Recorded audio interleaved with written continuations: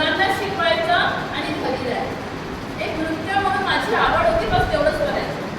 पण जसं जसं TV सिरियल वगैरे बघायला लागले तर मला वाटायचं की यार अशी ॲक्टिंग करतात काय असं असे, म्हणजे आपण सहज एक घरी जे बोलतो ते म्हणतो ना रिअल लाईफ आणि रिअल लाईफ, ते खरंच खूप वेगळी असते.